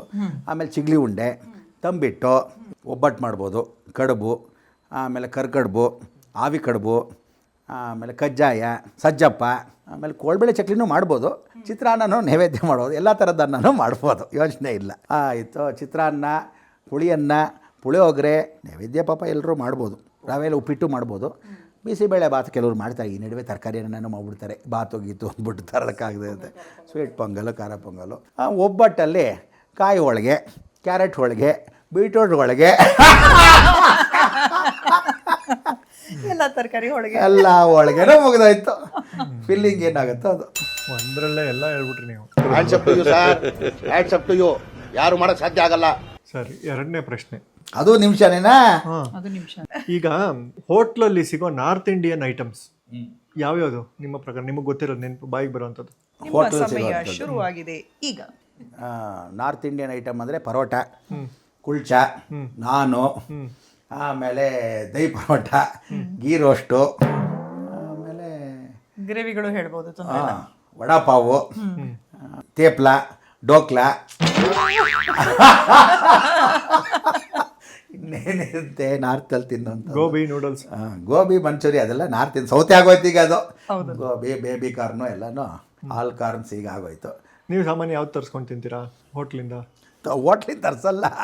ಗುರುಗಳೇ ಬೇಜಾರಾಗಿದೆ, ಏನೋ ಕಳಿಸ್ಕೊಳ್ಳ ಅಂತಿರ್ತಾರೆ ಅವರು. ಆಯ್ತಪ್ಪ ಸ್ವಿಗ್ಗಿ ಝೊಮ್ಯಾಟೊ ಅಂತ ಹೇಳಿರ್ತೀನಿ. ನಮ್ಮಮ್ಮ ಈ ಕಡೆಯಿಂದ ಬೈತಾ ಇರ್ತಾರೆ, ಮಾಡೋಕ್ಕೆ ಕೆಲಸ ಇಲ್ಲ, ಹೊರಗಡೆ ತರಿಸ್ಕೊಂಡು ನಮ್ಮ ಮನೇಲಿ ಮಾಡ್ತಿಲ್ವ, ಯಾಕೆ ತಿಂತೀವಿ ಹೊರಗಡೆ ಅಂತ ಅಂತಿರ್ತಾರೆ. ನಿಮ್ಗೆ ಯಾವುದು ನಾರ್ತ್ ಇಂಡಿಯನ್ ಫುಡ್ ಇಷ್ಟ ಆಗುವಂಥದ್ದು? ಇಷ್ಟ ಆಗೋದು ನೂಡಲ್ಸು ಇಷ್ಟ ಆಗುತ್ತೆ. ನೂಡಲ್ಸಲ್ಲಿ ಹೆಂಗೆ ಅಂದರೆ ಸಾಸಿಗೆ ಹಾಕಬಾರ್ದು ಸೌಜನ್ಯ. ಫಸ್ಟ್ ಕ್ಲಾಸಾಗಿ ತರಕಾರಿ, ತುಂಬ ತರಕಾರಿ ಹಾಕಿ ಸಾಲ್ಟ್ ಪೆಪ್ಪರ್ ಸುಮ್ಮನೆ ಟಾಸ್ ಮಾಡ್ಬೇಕು ಲಕ್ಷಣವಾಗಿ. ಅದು ಚೆನ್ನಾಗಿ ನೂಡಲ್ಸ್ ಬೆಂದಿರಬೇಕು. ಅದರಲ್ಲಿ ಹಾಕಿ ಸೋಯಿಲ್ ಸಾಸ್ ಮಾತ್ರ ಸ್ವಲ್ಪ ಹಾಕಬೇಕು, ಜಾಸ್ತಿ ಹಾಕಬಾರ್ದು. ಆಲಿವ್ ಆಯಿಲ್ ಹಾಕ್ಬಿಟ್ಟು ಹಿಂಗೆ ಅಂದ್ಬಿಟ್ಟು ಟಾಸ್ ಮಾಡಿಕೊಟ್ರೆ ಅಚ್ಚುಕಟ್ಟಾಗಿರುತ್ತೆ. ಅದ್ರ ಜೊತೆಗೆ ಫ್ರೈಡ್ ರೈಸು ಬೇಕು, ಸೇಮ್ ಥಿಂಗು. ಇದು ಅದು ಎರಡು ಅಂತಾರೆ. ಇವ್ನು ಸಾಸಿಗೆ ಹಾಕಿಟ್ರೆ ರುಚಿ ಇರಲ್ಲ, ಗೊತ್ತಾಗಲ್ಲ ದಂಡು ಮುಂಡೆ. ಓಕೆ, ಏನು ಮಾಡೋದು. ನನಗೆ ಗುರುಗಳಲ್ಲಿ ಇಷ್ಟ ಆಗೋದಿದ್ದೇನೆ, ಏನಾದರೂ ಹೇಳಿದ್ರೆ ಹೆಂಗೆ ಮಾಡಬೇಕು ಅಂದರೆ ಬಾಯಲ್ಲಿ ನೀರು ಬರಬೇಕು, ಹಂಗೆ ಎಕ್ಸ್ಪ್ಲೇನ್ ಮಾಡ್ತಾರೆ. ಈಗ ಅಜ್ಜಿ ಮಾಡೋ ತಿಂಡಿಗಳು ಯಾವ್ದು ಇಷ್ಟ ಗುರುಗಳೇ? ಯಾರ ಅಜ್ಜಿ? ನಮ್ಮ ಅಜ್ಜಿ, ನಿಮ್ಮ ಅಜ್ಜಿನ? ಸಾಮಾನ್ಯ ಈಗ ಕುರುಕ್ ತಿಂಡಿ ಅಂದ ತಕ್ಷಣ ನಮ್ಮ ಅಜ್ಜಿ ಮಾಡೋ ತಿಂಡಿಗಳ ನೆನಪಾಗುತ್ತಲ್ಲ, 1 ನಿಮಿಷದಲ್ಲಿ ಹೇಳ್ಬೋದಾ ಒಂದಷ್ಟು? ಹಳೆಯ ಕಾಲದಲ್ಲಿ ಅಡುಗೆಗಳು ಕುರುಕ್ ತಿಂಡಿಗಳಂದರೆ ಚಕ್ಲಿ, ಕೋಳ್ಬಳೆ, ನಿಪ್ಪಟ್ಟು, ಸಂಡಿಗೆಗಳು ಮಾಡೋರು. ಎಲ್ಲ ಥರದ ಸಂಡಿಗೆನೂ ಹಾಕ್ಬಿಟ್ಟರು. ಅದಾದಮೇಲೆ ಉಂಡೆಗಳಲ್ಲಿ ರವೆ ಉಂಡೆ ಮಾಡೋರು. ನಮ್ಮಜ್ಜಿ ಏನು ಮಾಡೋರು, ಗೋಧಿ ಬಿಲ್ಲೆಗಳು ಮಾಡೋರು. ಗೋಧಿ ಬಿಲ್ಲೆ, ಹಲ್ವಾ, ಗೋಧಿ ಹಲ್ವಾ. ಆಮೇಲೆ ನಾಮದೊಳಗೆ ಅಂತ ಮಾಡೋರು. ಅದ್ರಲ್ಲಿ ಸ್ವೀಟು ಖಾರ ಎರಡೂ ಮಾಡ್ಕೋಬೋದು. ಅದಾದಮೇಲೆ ನುಚ್ಚುನುಂಡೆ ಅಂತ ಮಾಡೋರು. ಅದಾದಮೇಲೆ ಏನು ಮಾಡೋರು, ಓಂ ಪುಡಿ ಟೇಪ್ದು ಮಾಡೋರು. ಉದ್ದುದ್ದಕ್ಕೆ ಸಣ್ಣಗೆ ಹಾವು ಥರ ಇರೋದು ಮಾಡೋದು. ಹಿಂಗೆ ಮಾಡಿದ್ರೆ ಅದನ್ನು ಫಸ್ಟ್ ಕ್ಲಾಸ್. ಮುಚ್ಚೋರೆ ಅಂತ ಒಂದಷ್ಟು ಮಾಡೋದು, ಚೌಚೌ ಥರ. ಅದು ದೊಡ್ಡದು ಮಾಡ್ಬೋದು, ಸಣ್ಣದು ಮಾಡೋದು. ಸೇವು ಥರ ಇವಾಗ ಬರುತ್ತಲ್ಲ ಬೇಲ್ಪುರಿ ಮೇಲೆ, ಆ ಥರದ್ದು ತಿನ್ಕೋಬೋದು. ಆ ಥರದ್ದೆಲ್ಲ ಬೇಕಾಷ್ಟು ತಿನ್ಬೋದಾಗಿತ್ತು. ಆಮೇಲೆ ಕೊಬ್ಬರಿ ಮಿಠಾಯಿ ತುಂಬ ಚೆನ್ನಾಗಿ ಮಾಡೋರು. ಕೊಬ್ಬರಿ ಚೆನ್ನಾಗಿ ಹಾಕಿ ಬರೀ ಕೊಬ್ಬರಿಲಿ ಮಿಠಾಯಿ, ಅದು ತುಪ್ಪದಲ್ಲಿ ಮಾಡಿದರೆ ಕತ್ತರಿಸ್ಕೊಂಡು ಲಕ್ಷಣವಾಗಿ ತಿಂದರೆ ಏನು ಚೆನ್ನಾಗಿತ್ತು. ಏಲಕ್ಕಿ ಹಾಕ್ಬಿಟ್ಟು ಆ ಥರ ತಿನ್ನಬೇಕು. ಇರಲಿ, ತಿನ್ನೋವಾಗಲೂ ರುಚಿಯಾಗಿ ತಿನ್ನಬೇಕಮ್ಮ. ಸುಮ್ಮನೆ ಏನು ಮಾಡಿ ಆಮೇಲೆ ಕೊಟ್ಟಿರೋದೇ ತಿನ್ನೋಕ್ಕೆ. ಒಂದೊಂದು ಸಲ ಏನಂತಾರೆ, ಇವತ್ತು ಖಾಲಿ ಮಾಡ್ಬೇಡ ನಾಳೆ ಮಾಡು ಅಂತ ಇಟ್ಬಿಟ್ಟು ಮುಂದೆ ಫುಲ್ ತಿನ್ನಬೇಕು ಬೇಡವಾ? ಈಗ ಆಗ್ಬಿಡುತ್ತೆ. ಕೆಲವರೆಲ್ಲ ಶೆಟ್ರ ಮನೆ ಏನು ಮಾಡ್ತಾರಂತೆ, ಈ ಥರದ್ದೆಲ್ಲ ಪಾಪ ಮಕ್ಕಳು ಮುಂದೆಲ್ಲ ಇಟ್ಬಿಡ್ತಾರಂತೆ ತಿಂಡಿಗಳೆಲ್ಲ.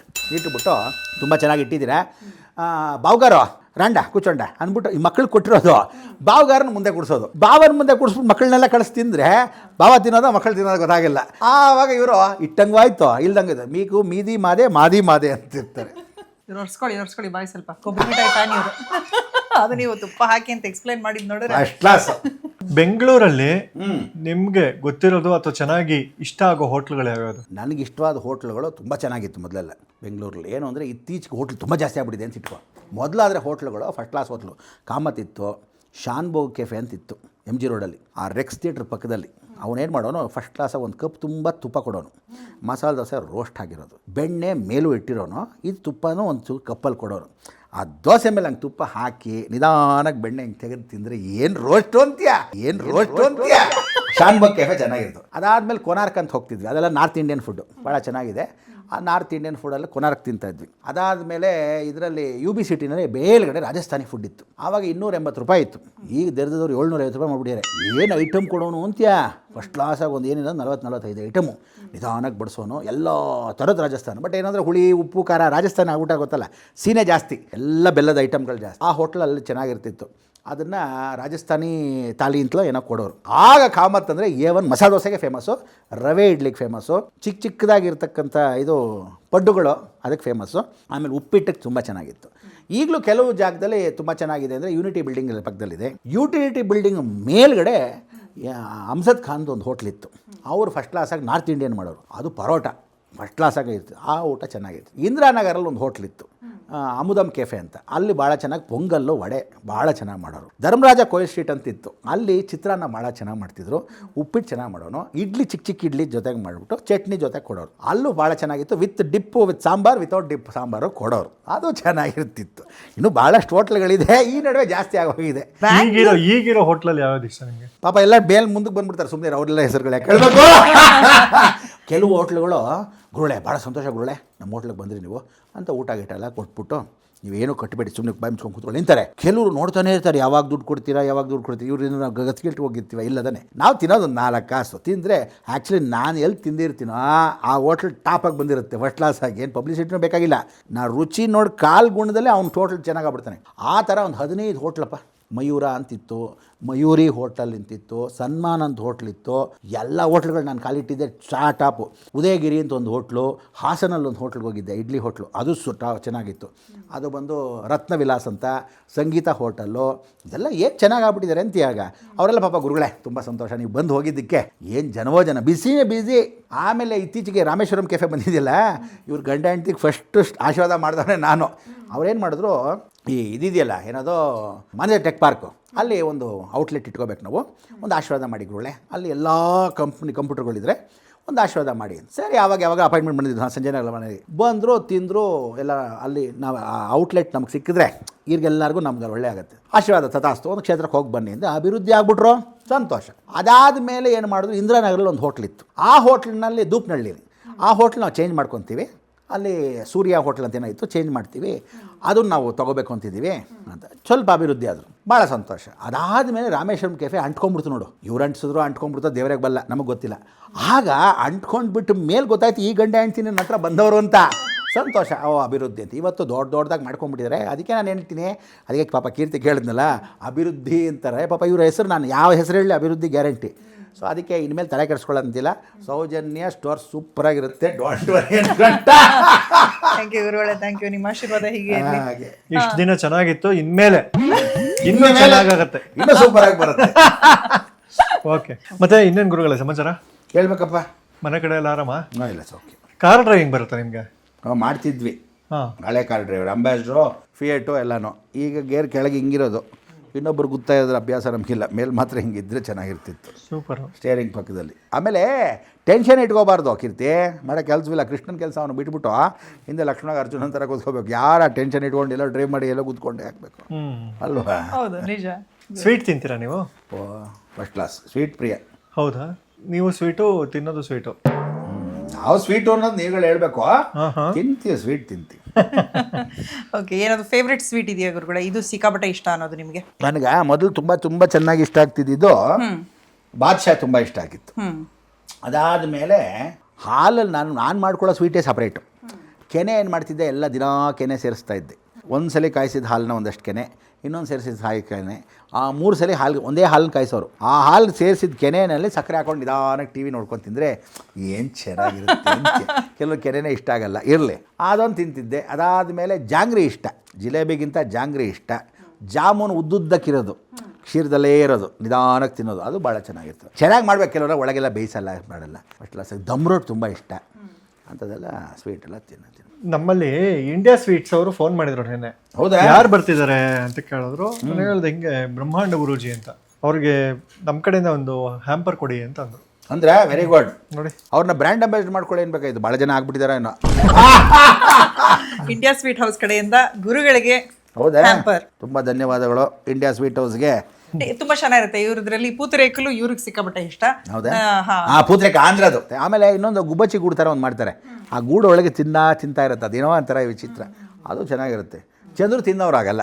ಚಂದ್ರಹಾರ ಅಲ್ಲ, ಚಂದ್ರನೇ ಹೋಗಿ ತಿಂತಾ ಇದ್ದಿದ್ದು ಸೀಕಾಯಿ ಚಂದ್ರು. ಆವಾಗ ಅಂಥದ್ದೆಲ್ಲ ತಿನ್ನುವಾಗೆಲ್ಲ ಈ ಸ್ವೀಟ್ ಆ ಸ್ವೀಟು ಅಂತ ನಮ್ಮಮ್ಮಂಗೆ ಹೇಳ್ಬಾರ್ದು ಅಂತ ಶುಗರ್ ತಿಂತಾ ಇರೋದು ಅಂತೇಳಿ ನಾನು ಅವಾಗ ತಿಂತಾ ಇರ್ತೀನಿ. ಇಲ್ಲ, ಇವ್ರ ಸ್ಪೆಷಾಲಿಟಿ ಏನಂದ್ರೆ ಇವ್ರ ಶಾಪಲ್ಲಿ 100+ ವೆರೈಟಿ ಸ್ವೀಟ್ಸ್ ಇದೆ. ಡಯಟ್ ಮಾಡೋರ್ಗೂ ಸ್ವೀಟ್ಸ್ ಇದೆ, ಶುಗರ್ಲೆಸ್ ಸ್ವೀಟ್ಸ್ ಇದೆ ಇವ್ರ ಅಂಗಡಿಲಿ. ಹೌದಾ? ನಮಗೇನು ಶುಗರ್ ಫ್ಯಾಕ್ಟ್ರಿ ಏನಿಲ್ಲ, ನಾವು ತಿಂತೀವಿ, ವಿತ್ ಸ್ವೀಟೇ ಇರಬೇಕು. ಆಮೇಲೆ ಇವ್ರದ್ದೇ ಗೋಶಾಲೆ ಇದೆ, ತುಂಬಾ ಹಸುಗಳನ್ನ ಸಾಕಿದ್ದಾರೆ. ಆ ಹಸುವಿನಿಂದನೇ ಹಾಲು ಕರೆದು ಅದೇ ಹಾಲುಗಳಿಂದ ಈ ಸ್ವೀಟ್ಗಳನ್ನ ಉತ್ಪಾದನೆ ಮಾಡೋದು. ನಮ್ಮ ಇಡೀ ಕರ್ನಾಟಕದಲ್ಲೇ 50+ ಬ್ರಾಂಚ್ಗಳಿದೆ. ಯಾವ ಊರಿನವ್ರಿರೋ? ಇವ್ರು ನಮ್ಮವ್ರೇನೆ. ಓ, ಬೆಂಗಳೂರೇನೆ. ಅನುಕೂಲವಾಗಿದ್ದಾರೆ. ಅವಾಗ ನಮ್ಮನ್ನು ನೋಡ್ಕೊಳ್ತಾ ಇರಪ್ಪ ಇಂಡಿಯಾ ಸ್ವೀಟ್ ಹೌಸು. ಯಾರಾದರೂ ಫ್ರೆಂಡ್ಸು, ಫ್ಯಾಮಿಲಿ ಅಥವಾ ಲವರ್ಸು ಯಾರೇ ಇರ್ಬೋದು, ಇಲ್ಲಿಗೆ ಹೋದ್ರೆ ಸಂಜೆ ಹೊತ್ತು ಸ್ನ್ಯಾಕ್ಸ್ ಇರುತ್ತೆ. ಓ, ತಿಂಡಿ ಬೇರೆ ಮಾಡ್ತಾರೆ. ಅಲ್ಲೇ ಕೂತ್ಕೊಂಡು ಶಾಪಲ್ಲೇ ಸ್ನ್ಯಾಕ್ಸ್ ಇರುತ್ತೆ, ಅಲ್ಲೇ ಕೂತ್ಕೊಂಡು ತಿನ್ಬೋದು. ಚೇರ್ ಟೇಬಲ್ ಕೂರ್ಸ್ಕೊಂಡು ತಿನ್ನೋದು. ಈ ತರ ಫಂಕ್ಷನ್ಗಳಿಗೆ ಹೋಗ್ತೀರಾ ಅಂದ್ರೆ ಹ್ಯಾಂಪರ್ಗಳು ಸಿಗುತ್ತೆ, ಆರಾಮಾಗಿ ಈ ತರ ಸ್ವೀಟ್ಗಳನ್ನೆಲ್ಲ ತಗೊಳ್ಳಿ. ಆಮೇಲೆ ಈಗ ಏನ್ ಸ್ವೀಟ್ ಕೊಡಬೇಕು ಅಂತ ಗೊತ್ತಾಗಲಿಲ್ಲ ಅಂದ್ರೆ ಒಂದಷ್ಟು ಸ್ವೀಟ್ ಮಿಕ್ಸ್ ಆಗಿರೋದು ಒಂದು ಹ್ಯಾಂಪರ್ ತರ ಕೊಟ್ಬಿಟ್ಟಿರ್ತಾರೆ. ಅವಾಗ ಅದು ಕೊಟ್ಬಿಟ್ರೆ ಯಾವ್ದು ಇಷ್ಟ ಆಗುತ್ತೋ ಅದು ತಿನ್ಬೋದು. ಆ ಥರದ್ದೆಲ್ಲ ಕಸ್ಟಮೈಸ್ ಮಾಡಿ. ತಿಂಡಿ ಏನು ಕೊಡ್ತಾರೆ? ರವೆ ಇಡ್ಲಿ, ಆ ಥರದ ಇಡ್ಲಿಗಳ? ಇಲ್ಲ, ಸಂಜೆ ಸ್ನ್ಯಾಕ್ಸ್, ಪಾನಿಪುರಿ, ಸಮೋಸ, ಕಚೋರಿ, ನಾರ್ತ್ ಅವ್ರದ್ದು ಕಟ್ಲೆಟ್ ಕೊಟ್ರೆ ಚೆನ್ನಾಗಿರುತ್ತೆ. ಎಲ್ಲ ಇರುತ್ತೆ. ನೀವು ಒಂದ್ಸಲಿ ಹೋದ್ರೆ ಗೊತ್ತಾಗತ್ತೆ ಮೆನು.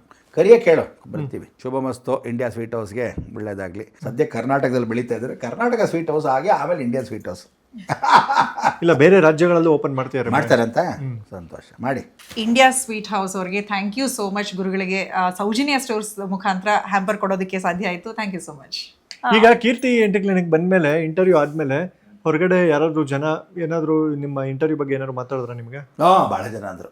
ಏನು ಅಂದರೆ ಬ್ರಹ್ಮಾಂಡ ಗುರುಗಳನ್ನ ಏನೋ ಅಂದ್ಕೊಂಡಿದ್ವಿ, ಪರವಾಗಿಲ್ಲ, ನೀವು ಯೋಚನೆ ಎಲ್ಲ ಚೆನ್ನಾಗಿ ನೋಡ್ರಪ್ಪ, ನಾನು ಇರೋದೇ ಹಂಗೆ, ಮನೇಲಿ ಹಂಗೆ, ನೀವು ಹೊರಗಡೆ ಮುಚ್ಚಿಟ್ರು ಹಂಗೆ, ಹೊರಗಡೆ ಇದ್ದಂಗೆ ಹಂಗೆ, ಎಲ್ಲ ಕಡೆ ಒಂದೇ ಕಡೆ ಇರೋದು. ಅದಕ್ಕೇ ಪ್ರತಿ ಸಲ ನಾನು ಅದಕ್ಕೆ ಹೇಳ್ತಿರ್ತೀನಿ, ಬಿಗ್ ಬಾಸ್ ನಾವು ಹೋಗಿ ಬಂದಾಗ ಇವರೆಲ್ಲ ಪೆದ್ದಂಬಟ್ಟು ಏನೋ ಅನ್ಕೊಂಡ್ಬಿಟ್ಟಿದ್ರು. 24/7 ನಾನು ಅಲ್ಲಿ ಇದ್ದಿದ್ದು, ನೀವು ತೋರಿಸೋದು ಪುಟ್ಕೋಸಿ 1 hour. ಆವಾಗಲೂ ನಾನು ಹೆಂಗೆ ತಿರುಗಿಸಿದ್ರು ಬ್ರಹ್ಮಾಂಡಗಳು ಹಂಗೆ ಇರೋದು. ಅದೆಲ್ಲಿ ಗೊತ್ತಾಯಿತು ಅಂದರೆ ಬ್ರಹ್ಮಾಂಡ ಗುರುಗಳು ಚೆನ್ನಾಗಿ ಗೊತ್ತಾಗಿದ್ದು ENT ಕ್ಲಿನಿಕಲ್ಲಿ. ಸಂತೋಷ ಆಯಿತು ಅಂತ ಆವತ್ತು ಅಂದ್ಕೊಂಡು, ಓ ಬಾಪ ಹಂಗೂ ಒಂದೇ ENT ಕ್ಲಿನಿಕಲ್ಲಿ ಇವನು ಕಾಲು ಎಳಿತಾನ, ಚುತ್ತಾನ, ಬೈತಾನ, ನಗ್ತಾನ ಅಂತ ಎಷ್ಟೋ ಜನ ಡೌಟ್ ಇತ್ತು. ಪಾಪ ಅವನಿಗೆ ಇದಾಗೋಯ್ತು, ಏನೋ ಕೇಳೋದು ಬೇಡಪ್ಪ, ಇವರೇ ಮಾತಾಡೋದು ಸಾಕು ಅಂತ ಅದೇ ಪ್ರಸಿದ್ಧಿ ಆಗೋಯ್ತು. ಸೊ ಕಾಲು ಎಳಿದೇ ಇದ್ದೋದು ಯಾರಾದರೂ ಇದ್ದರೆ ಬ್ರಹ್ಮಾಂಡ ಗುರುಗಳು ಟಿವಿಲಿ ಮಾತ್ರ. ಅದು ನಿನ್ನ ಆರ್ಡ್ರ್ ಮೇಲೆ ಅನಿಸುತ್ತೆ. ನಾನು ಕಾಲು ಎಳಿತೀನ? ಇಲ್ಲ ಹೇಳಿದ್ದು ಗೊತ್ತಿಲ್ಲದೆ ಎಳಿತೆ ಬಿಡು. ಆದರೆ ಏನು ಅಂದರೆ ಫಸ್ಟ್ ನಿನಗಿಂತ ಮೊದಲು ಪಾಪ ಸೌಜನ್ಯ ನನ್ನ ಜೊತೆ ಕಾರ್ಯಕ್ರಮ ಮಾಡ್ತಿದ್ದು ಎಷ್ಟೋ ಟಿ ವಿಗಳಲ್ಲಿ. ಆದ್ದರಿಂದ ಅಂತೂ ಇಂತೂ ಚೆನ್ನಾಗಾಯಿತು. ಬಟ್ ENT ಕ್ಲಿನಿಕ್ ಮೇಲೆ ಎಷ್ಟೋ ಜನ ನೋಡ್ಬಿಟ್ರು. ಭಾಳ ಜನ ಫಾರಿನಲ್ಲಿ ನೋಡ್ದಿದ್ದವರೆಲ್ಲ ನೋಡೋಕೆ ಶುರು ಮಾಡಿದ್ರು, ಬರ್ದಿದ್ದವ್ರು ನೋಡಿದ್ರು, ಅವರೆಲ್ಲ ಬಂದು ಗುರುಗಳೇ ENT ಕ್ಲಿನಿಕಲ್ಲಿ ನೋಡಿದ್ವಿ ಗುರುಗಳೇ, ನಿಮ್ಮದು ಸೂಪರ್ ಗುರುಗಳೇ ಅಂತ ಇನ್ನೂ ಫ್ಯಾನ್ಸ್ ಜಾಸ್ತಿ ಆದರು. ಬರ್ತಾರೆ ಚಿಕ್ಕ ಮಕ್ಕಳು, ದೊಡ್ಡ ವಯಸ್ಸಾದವರೆಲ್ಲ ನೋಡಿದ್ದಾರೆ, ಭಾಳ ಅಜ್ಜಿ ಇದ್ರಲ್ಲ. ಆವಾಗ ಎಲ್ಲರೂ ಅಂದ್ಕೊಂಡ್ರು ಟಿ ವಿಲೆಲ್ಲ ಸುಮ್ಮನೆ ಎಷ್ಟೋ ಜನ ಗುರುಗಳು ನೋಡಿದ್ರೆ ನಮ್ಮ ಹಳೆ ಗಂಡನ ಪಾದ ಬ್ರಹ್ಮಾಂಡ ಗುರುಗಳೇ ವಾಸಿ ನಮಗೆ ಅಂತ ಅಂದ್ಕೊಂಡು ಬಂದು. ನಂಗೆ ಟಿ ವಿಯಲ್ಲಿ ಗುರುಗಳಿದ್ದಾಗ ಒಂದು ನನಗೆ ದೊಡ್ಡ ಸಮಾಧಾನ ಅಂತಂದ್ರೆ, ನೀವಿದ್ದಾಗ ರಿಪೋರ್ಟರ್ ಬಂದಾಗ ಪ್ರಶಾಂತ್ ನಾಥ್ ಇದ್ದಾಗ ಮತ್ತೆ ಶರ್ಮ ಪಿಳ್ಳೆ ಅಯ್ಯಂಗಾರ್ ಅವರು, ನಾವು ಒಂದು ಕ್ವೆಶನ್ ಕೇಳಿದ್ರೆ ಗೊತ್ತಾಗ್ತಿರುತ್ತೆ. ಈಗ ನೆಕ್ಸ್ಟ್ ಇಲ್ಲೆಲ್ಲೋ ಸಡನ್ ಆಗಿ ಹೇಳ್ಬಿಡ್ತಾರೆ ನ್ಯೂಸಿಂದ ಬಂದ ತಕ್ಷಣ ಇದು ಮಾಡಿ ಅಂತ. ಆ ಸಂದರ್ಭ ತಕ್ಕಂಗೆ ಏನು ಹೇಳಬೇಕು ಅದು ನೀವು ಹಾಗೆ ಪ್ರಶ್ನೆನೂ ಪೋಣಿಸ್ಕೊಂಡು ಉತ್ತರನೂ ಹೇಳ್ತಾ ಇರ್ತೀರ. ನಮಗೆ ಕೆಲಸ ಕಡಿಮೆ. ಆರಾಮಾಗಿ ಏನೇನು ವಿಷಯ ಹೇಳ್ಬೇಕು ಅಷ್ಟು ಪೂರ್ತಿ ಹೇಳ್ಬಿಡ್ತೀರ. ಅಯ್ಯೋ ತುಂಬಾ ಲೇಟ್ ಆಗೋಯ್ತು ಅಂತ ಇಟ್ಕೊ, ಬ್ರೇಕು ನಾನೇ ತಗೊಂಡ್ಬಿಡ್ತೀನಿ. ಇವಳು ಒಂದ್ಸಲಿ ನಿಮ್ಮನ್ನ ಇಂಟರ್ವ್ಯೂ ಮಾಡ್ಬೇಕಾದ್ರೆ ನ್ಯೂಸ್ ಚಾನಲ್ ನಿದ್ದೆ ಮಾಡ್ಬಿಟ್ಟಿದ್ಲಂತೆ. ಇಲ್ಲ ಅದೆಲ್ಲ ಸುಳ್ಳು ಹಂಗೆಲ್ಲ. ಪಾಪ ಅವಳೆಲ್ಲ ಕೆಲಸ ಕಾರ್ಯ ಬಿಟ್ಬಿಟ್ಟು ನಿದ್ದೆ ಮಾಡ್ತಾಳೆ. ಯಾಕ್ರೆ ಮನೆ ಬಿಟ್ಟು ಆಚೆ ಓಡಿಸ್ತಾರೆ ಕೆಲಸ. ಕಿವಿಲ್ ಹೇಳ್ತಾ ಇರ್ತಾರೆ ಗುರುಗಳು, ಈಗ ಅವ್ರು ಇಷ್ಟು ನಿಮಿಷಕ್ಕೆ ಬ್ರೇಕ್ ಹೋಗ್ಬೇಕು ಅಂತ ಇರುತ್ತೆ, ಹೇಳ್ತಾ ಇರ್ತಾರೆ. ನಮ್ಗೆ ಈಗ ವಿಷಯ ಪೂರ್ತಿ ಆಗೋವರೆಗೂ ಮಧ್ಯೆ ನಿಲ್ಸಂಗಿಲ್ಲ. ಅದೊಂದು ಪೀಕ್ಲಾಟ ಅವರಲ್ಲಿ ನಮ್ಗೆ ಉಗಿತಾರೆ. ಅವ್ರ ಬೆಳೆದಲ್ಲಿ ನಾನೇ ಬೈದ್ಬಿಡ್ತೀನಿ, ಮಧ್ಯ ನೀನು ಬ್ರೇಕ್ ತೊಗೊತಾ ಇರಬೇಡ, ಸುಮ್ಮನೆ ಫುಲ್ ಸ್ಟಾಪೇ. ನಾನು ಮಾತಾಡಿರಲ್ಲ, ಕೇಳಿರೋ ಪ್ರಶ್ನೆ ಈಗ ಬ್ರೇಕ್ ಅಂತ ಅವಳು ಕಿವಿಲಿ ಊದ್ತಾ ಇರ್ತಾರ. ಪಾಪ ಇವಳು ಬೈಯಂಗಿಲ್ಲ ಬಿಡಂಗಿಲ್ಲ, ಕುದೋಳ್ರ ನಾನು ಮುಗಿಸ್ಮೇಲೆ ಆಮೇಲೆ ಬ್ರೇಕ್ ತೊಗೊಳ ಕಮರ್ಷಿಯಲ್ ಅಂತ ನಾನೇ ಅನ್ಬಿಡ್ತೀನಿ. ನ್ಯೂಸ್ ಚಾನಲ್ ಅಲ್ಲಿ ಕಾಲ್ಸ್ ಎಲ್ಲ ಬರ್ತಿತ್ತಲ್ಲ ನಿಮಗೆ, ಯಾವ್ದಾದ್ರು ವಿಯರ್ಡ್ ಕಾಲ್ ಎಕ್ಸ್ಪೀರಿಯನ್ಸ್ ಇದೆಯಾ ನಿಮಗೆ? ಇಲ್ಲ ಯಾವ ವಿಯರ್ಡ್ ಕಾಲ್. ಭಾಳ ಜನ ಏನು ಮಾಡೋರು, ಹಳೇದ್ರಲ್ಲಿ ನಾನು ಒಳಗ ಕೆಲವರೆಲ್ಲ ಬೇಕು ಅಂತ ಎಲ್ಲ ಕೆಳಗಡೆ ಇರೋ ಟೆಕ್ನಿಷಿಯನ್ಸೇ ನಮ್ಮ ಬ್ರಹ್ಮಾಂಡಗಳು ಕೈಗೆ ಸಿಗಲ್ಲ. ಒಂದು ಕೆಲಸ ಮಾಡೋಣ, ಕೆಳಗಿಂದಾನೆ ಕಾಲು ತಗೊಂಬೇಡ ಅಂತ ಒಂದು ಹುಡುಗನ ಕಾಲ್ ಥರ ಕೇಳ್ಬಿಟ್ಟು ಅದೇ ಸೇಮ್ ನಕ್ಷತ್ರ ಜಾತಕ ಎಲ್ಲ ಹೇಳ್ಬಿಟ್ಟು ಅವನ ಹೆಸರು ಬಿಡೋದು. ಅದು ಹುಡುಗಿದು ಆಲ್ರೆಡಿ ಕೇಳಿಟ್ಟಿರೋದು ನನ್ನ ಹತ್ರ, ತಲೆಯಲ್ಲಿ ಜೈ ಅಂತ ಹೋಗಿರುತ್ತೆ. ತಿರುಗಿ ಒಂದು ಪ್ರಶ್ನೆ ಕೇಳಿದಾಗ ಅವನು ಹುಡುಗಂದು ಸೇಮ್ನ ಹುಡುಗಿ ಕೇಳ್ಬಿಟ್ಟು ಕೇಳೋ ಥರ ಮಾತಾಡ್ತಾರೆ ಕೆಳಗಿಂದಾನೆ. ಇದು ಆಲ್ರೆಡಿ ಹೇಳಿದ್ದೀನಪ್ಪ, ಮದುವೆ ಆಗಿಲ್ಲ ಅಂತ ಗಲಾಟೆಗೆ ಕತೆ ಬಿಟ್ಟು ಕೆಳಗಿಂದ ಮಾಡ್ತೀರಾ. ಇನ್ನು ಮೇಲೆ ಜಲಮದಲ್ಲಿ ಯಾವನಾದ್ರು ನೀವುಗಳೇ ಮಾತಾಡಿದ್ರೆ ನಾನು ಯಾವ ಕಾಲ ಅಟೆಂಡ್ ಮಾಡಿ ಮುಚ್ಕೊಂಡು ಕಿಡ್ರೆ ಆ ಫೋನ್ ಅಂತ ಹೊರಡ್ತಿದ್ದೆ. ಅದಕ್ಕೆ ಇವತ್ತು ಯಾವುದೇ ಫೋನ್ ಕಾಲ್ಸ್ ಬಂದರು ಡೈರೆಕ್ಟಾಗಿ ನಾನು ಮಾತಾಡುವಾಗ ಅವ್ರು ಪ್ರಶ್ನೆ ಕೇಳಿರ್ತಾರೆ ಪಾಪ. ಅದಕ್ಕೆ ನನ್ನ ಕಾಲಲ್ಲಿ ಮಾತ್ರ ಸೌಜನ್ಯನ ಕೇಳೋ 3 ಕಾಲೇ ಅಟೆಂಡ್ ಮಾಡೋದು, ಫುಲ್ ಕಂಟಿನ್ಯೂಸ್ ಬರೋಲ್ಲ. ಯಾಕೆಂದರೆ ಪ್ರಶ್ನೆ ಕೇಳಿರ್ತಾರೆ, ಅವರು ಪೂರ್ತಿ ಉತ್ತರ ಕೊಡಬೇಕು. ಅರ್ಧಂಬರ್ಧ ಕೊಟ್ಟರು ಒಂದೇ ಬಿಟ್ಟರು ಒಂದೇ, ಸುಮ್ಮನೆ ಇರೋದಾಸಿ. ಅದಕ್ಕೋಸ್ಕರ ಪೂರ್ತಿ ಕಾಲ್ ಫುಲ್ ಆನ್ಸರ್ ಮಾಡೋವರೆಗೂ. ಆಮೇಲೆ ಅವ್ರಿಗೂ ಹೇಳಿರ್ತೀನಿ, ನೀವು ಹೂ ಅಂತ ಇರಬೇಕಲ್ಲಿ ಅಂತ. ಇವ್ನು ಹೇಳಿರ್ತೀನಿ ಕಟ್ ಮಾಡಬೇಡ ಅವ್ನ ಕಾಲು ಅಂತ. ಅವ್ನು ಹೂ ಅಂತ ಇದ್ರೆ ನನಗೇನು ಗೊತ್ತಾಗಬೇಕು ಅಲ್ಲ. ಅದಕ್ಕೆ ಹೂ ಅಂತ ಇರೋ ಅವಾಗ ಇದೆಯಾ ನಿನ್ನ ಕಾಲಲ್ಲಿ ಅಂತ ಗೊತ್ತಾಗತ್ತೆ ಅಂತ. ನೀವು ನಮ್ಮ ಚಾನಲ್ಗೆ ಬಂದಾಗ ಹೇಳಿದ್ರಿ, ಶಾಸ್ತ್ರ ನಿಜ ಶಾಸ್ತ್ರಿ ಸುಳ್ಳು, ಜ್ಯೋತಿಷ್ಯ ನಿಜ ಜ್ಯೋತಿಷಿ ಸುಳ್ಳು ಅಂತ. ಅದು ತುಂಬ ವೈರಲ್ ಆಯ್ತದು. ವೈರಲ್ ಏನು ಬಿಟ್ರೆ ಇರೋದೇ ಫ್ಯಾಕ್ಟ್ ಅದು. ಹೌದು, ಅದು ತುಂಬ ಜನ ಹೌದಾ ಹಂಗಾರೆ ನೀವೇ ಹಿಂಗೆ ಅಂದ್ಬಿಟ್ರೆ, ಹಂಗಾರೆ ಇಷ್ಟು ದಿನ ನೀವು ಟಿವಿಲಿ ಹೇಳ್ತಾ ಇದ್ದಿದ್ದು ಏನು? ನಾವು ಶಾಸ್ತ್ರ ಹೇಳ್ತಿರಲಿಲ್ಲ, ಜ್ಯೋತಿಷ್ಯ ಹೇಳ್ತಿರಲಿಲ್ಲ. ಜ್ಯೋತಿಷ್ಯ ಅನ್ನೋದು it's a guide line, not fate, ಹಣೆ ಬರಲ್ಲ.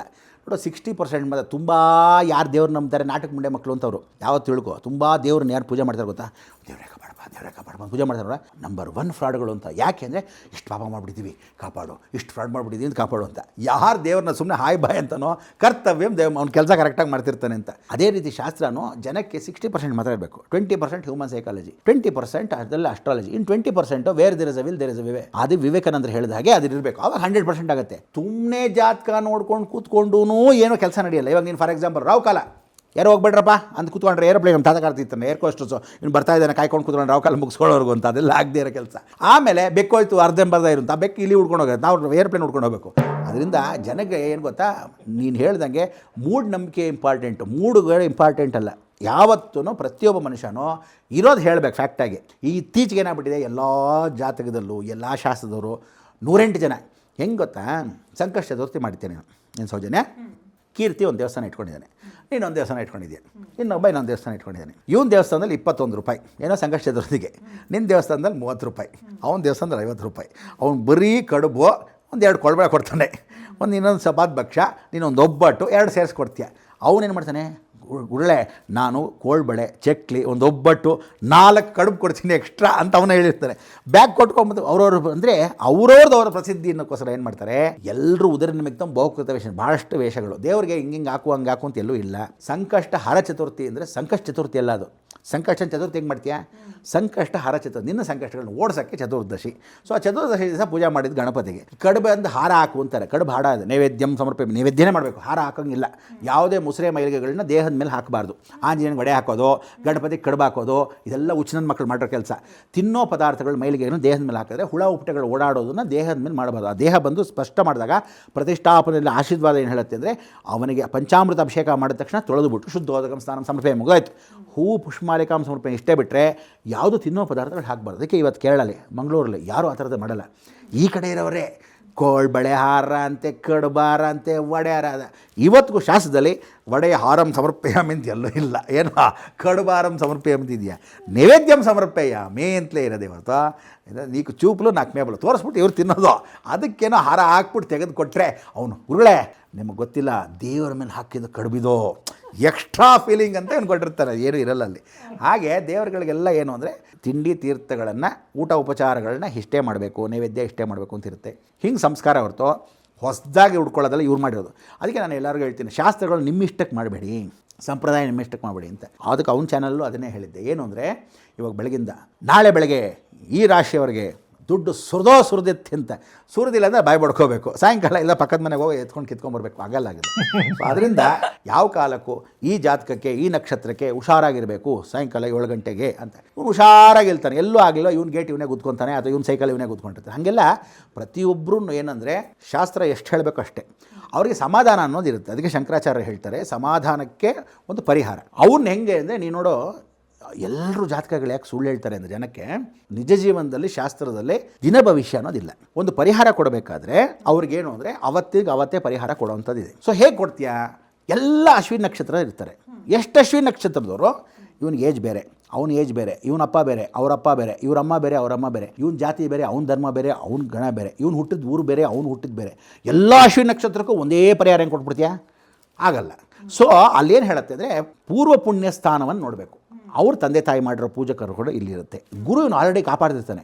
ನಿನಗೇನು ಅಂದರೆ ಎತ್ತು ಗಾಡಿ ಎತ್ಕೊಂಡು ಹೋಗ್ತಾ ಇರ್ತೀಯ, ಅಪ್ಪಲ್ಲಿ ಒಂದು ಎತ್ತು ಒಳ್ಳೆ ಬಲಿಷ್ಠವಾಗಿರುತ್ತೆ, ಎತ್ಕೊಂಡು ಹೋಗ್ತಾ ಇರುತ್ತೆ. ಆಲ್ರೆಡಿ ಹೋಗ್ತಾ ಇರೋ ಎತ್ತಿಗೆ ಗುರು ಬಲ ನೀಚಾಗಿದೆ, ಇನ್ನೊಂದು ಎತ್ತು ತಳ್ಳಿ ಅಂದರೆ ಅವ್ನು ಮುಗಿಸ್ಬಿಡ್ಬೇಕಷ್ಟೇ, ಎಕ್ಸ್ಟ್ರಾ ಹಾಕಬಾರ್ದು. ಆ ಥರದ್ದೆಲ್ಲ ಈ ಶಾಸ್ತ್ರ ಇಲ್ಲ. ಅದು ಎತ್ಕೊಂಡು ಹೋಗದಿದ್ದಕ್ಕೆ, ಇದಕ್ಕೆ ಪವರ್ ಇಲ್ದಿದ್ದಾಗ ಮಾತ್ರ ಒಂದು ಸಪ್ರೇಟ್ ಒಂದು ಪೊಸಿಷನ್ನಲ್ಲಿ ಒಂದು ಎತ್ತು ಕತ್ಕೊಬೇಡಿ, 2ನೇ ಎತ್ತು, 2ನೇ ಪರಿಹಾರ ಕೊಡಬೇಕು.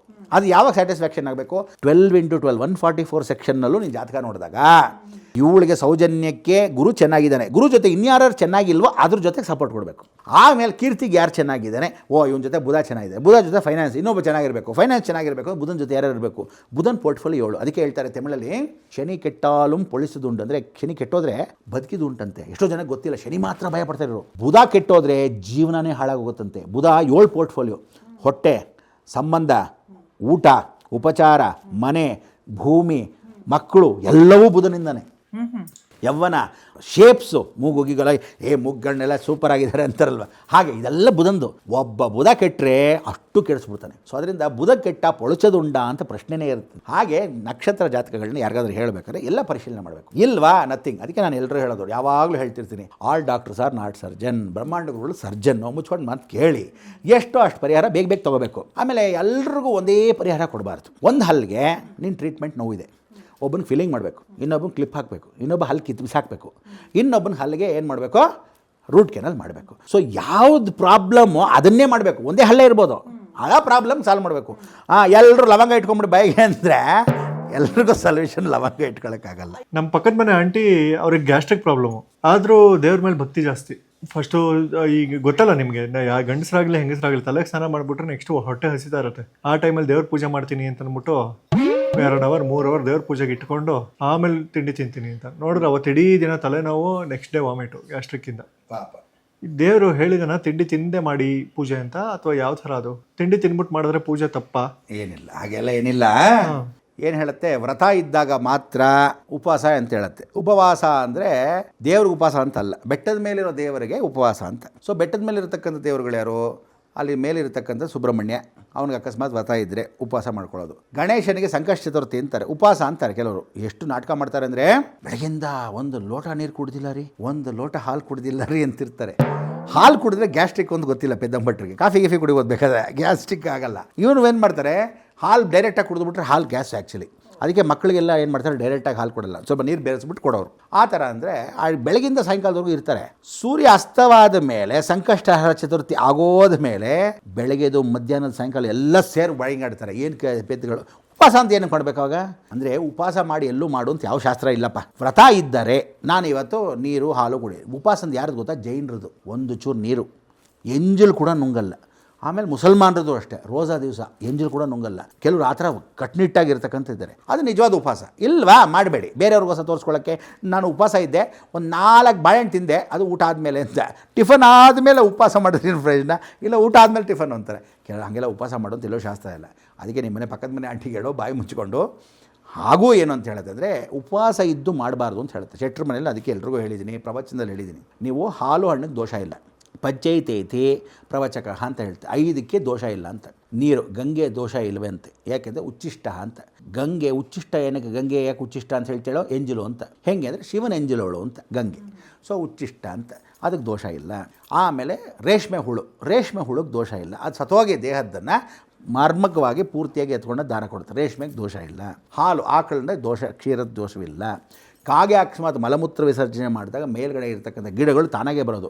ಮನೆ ಮೇಲೆ ಬೆಳೆದ್ರೂ ಕಾಗೆ ಹಾಕಿದ್ರೆ ಮಾತ್ರ ಅದು ಬರುತ್ತೆ ಹೊರತು ನಿನ್ನ ಗಿಡದ ಮನೆ ಮೇಲೆ ಬರಲ್ಲ. ಅದಕ್ಕೆ ಅರಳಿ ಮರದ ದೋಷವಿಲ್ಲ. ಆಯಿತಾ.